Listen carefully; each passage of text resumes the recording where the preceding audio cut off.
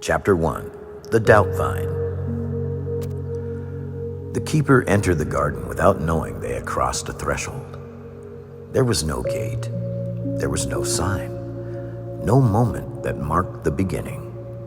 Only a quiet awareness that something had shifted. The path beneath their feet was soft woven with moss and small stones that seemed placed, not by design, but by time itself.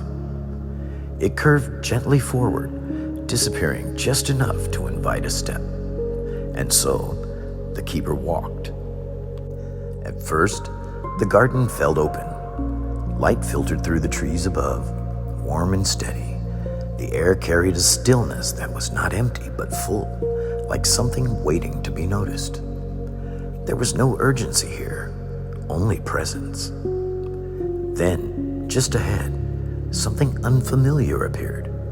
A thin vine stretched across the path, delicate, almost elegant. It curled in soft arcs, its tendrils looping in shapes that seemed intentional. The keeper paused. The vine did not block the way.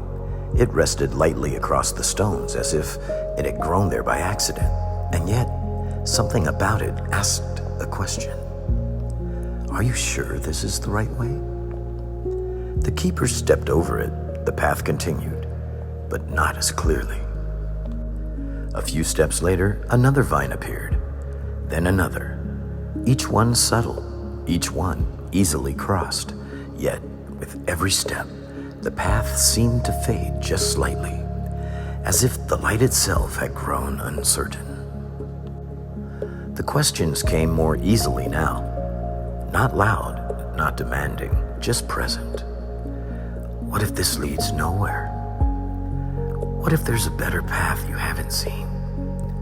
What if you've already missed it? The keeper slowed, then stopped. The garden had not changed. The trees still stood.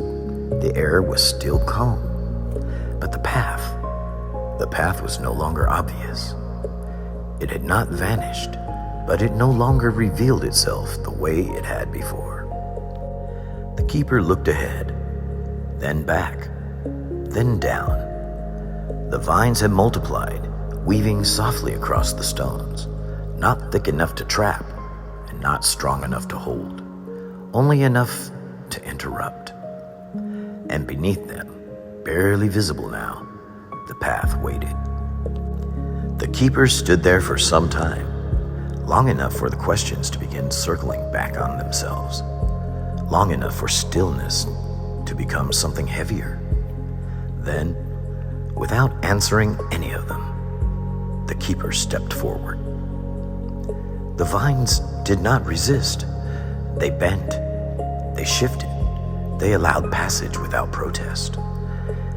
And as the step landed, the path returned. Not all at once, not brightly, but enough to see the next step. The keeper did not feel certain. They did not feel resolved. The question had not disappeared. But something else had changed. The keeper understood. The path had never left.